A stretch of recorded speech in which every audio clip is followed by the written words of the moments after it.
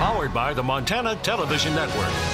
This is the 5:30 News on Q2, Montana's news leader.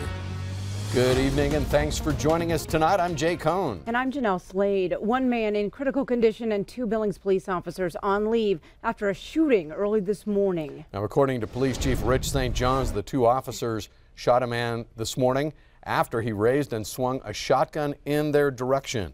It happened in the parking lot of the Lazy KT Motel on 1st Avenue North just after 1 a.m. Q2's Samantha Harrelson joining us now with the details on the shooting, which obviously, Sammy, is still under investigation. Yes, Jay and Jeanelle, that's exactly right. Police responded to several incidents at the motel before the shooting occurred early this morning. Officers first responded to the motel around 10 p.m. after a man fired a shotgun round into the roof of the hotel. Officers were again called to the motel around midnight for a report of a man walking around the parking lot with a shotgun. The suspect was gone by the time police arrived, but they decided to stay in the area. The suspect did return around 1 a.m.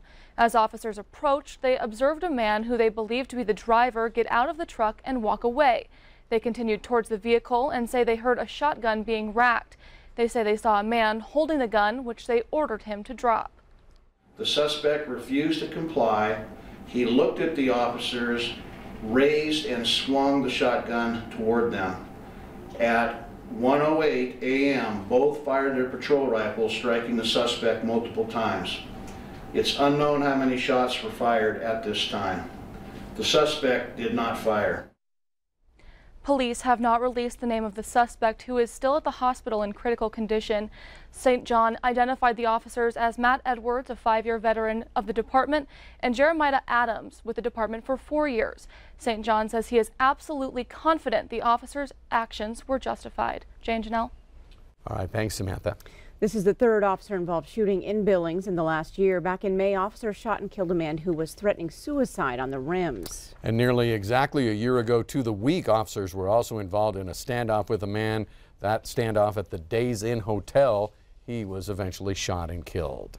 The Billings woman who admitted she beat and helped dismember her boyfriend in 2015 sentenced today to prison. But the more than 2-year-old investigation into Jeffrey Hewitt's murder is not over. Q2's Asia Gore here with us now tonight with the details. Asia? Jay and Jeanelle, 2 suspects are charged in connection with the crime, but prosecutors say other people could be charged in the future.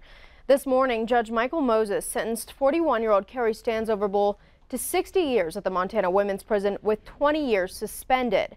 She pleaded guilty in July to the lesser charges of negligent homicide, assault, and tampering with evidence. Her relative, Patrick Stansoverbull, recently admitted he helped destroy evidence, including Jeffrey Hewitt's body. Investigators determined Hewitt was badly beaten by multiple people at Stansoverbull's apartment at the Ponderosa complex in Billings. Hewitt was left immobilized, suffering on a mattress for many days until his death. Authorities say Stansoverbull then asked her relatives for help destroying the body. Hewitt was decapitated and his limbs removed. His remains were found a month later in a burn pile in Pryor. Stansoverbull first denied involvement, but later said she assaulted Hewitt because he had abused her. Prosecutors call this the worst case that they have seen. Patrick Stansoverbull has yet to be sentenced. It's set for December. Jay? All right, thanks, Asia. Well, it took a while, but Montana has received a 1-year extension to come into compliance with the Real ID Act. The extension runs until October of next year, which means Montana residents will still be able to use their current driver's license for domestic travel at least for another year. The Real ID Act requires a set of standards for identification cards and driver's licenses, but in 2007, Montana lawmakers passed legislation preventing the state from complying with the Real ID Act, but the 2017 legislature changed that. The state of Montana says it plans to issue Real ID compliant IDs by January of 2019. Residents actually have an option. They can choose a Real ID compliant identification. Those IDs, though, cost an extra $25. For those who want to upgrade their ID outside of their renewal window, well, the cost is $50. School District 2 and the union have reached a contract for teachers after the last one expired in July. An overwhelming majority of the Billings Education Association approved that contract. In fact, 91% of the teachers. It's a 3-year agreement and is retroactive to July 1st.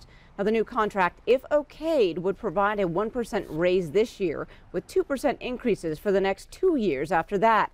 It also provides opportunities to increase dual credit offerings. It would allow teachers from the high school and career centers to get certified with 9 credits through MSUB. Superintendent Terry Bauck says he feels the deal is fair for both teaching staff and the district. And he applauds reaching a long-term deal for the next superintendent after he retires in May. The Board of Trustees must now vote to ratify the new contract. Again, pay is retroactive. More than 78,000 ballots for next month's municipal elections went out in the mail today. Over 54,000 of those ballots mailed out to residents living within the Billings city limits. The rest mailed out to residents across the county. And you can look for those ballots to arrive within the next couple of days. All county residents will vote on the proposed safety mill levy to support the county attorney's office, while voters in Billings and Laurel will choose a new mayor. And in Lockwood, voters will choose whether or not to expand their school district to include a new Lockwood High School. Laurel voters also have a high school and an elementary bond issue up for a vote. Those mail-in ballots must be returned by 5 p.m. on Election Day, which is November 7th. Well, Christmas came early for a Billings trucking company that learned it has the honors to transport this year's festive Christmas tree to the nation's capital. Whitewood Transport will take the tree from Eureka, Montana after it's cut down from the Kootenai National Forest and will then haul it all the way to the nation's capital. The truck will depart from Eureka November 8th and will then depart on more than a 2,300-mile journey to the capital.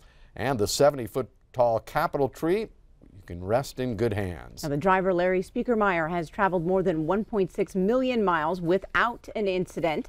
The truck will make several stops along the way, allowing people across the country to sign the wrapping on the tree. For Whitewood owner Mike Wilson, the opportunity to transport this tree to D.C. is an honor. Part of our core values is to respect and support our community, and we do that through our gifts and services. What better way to do that than this? Because our community reaches far beyond Billings and far beyond Montana because we're a national carrier. We go all over the United States. So the honor to do this, there's 3.5 million trucks out there, and we're the only one hauling the Christmas tree. So it's a pretty big deal.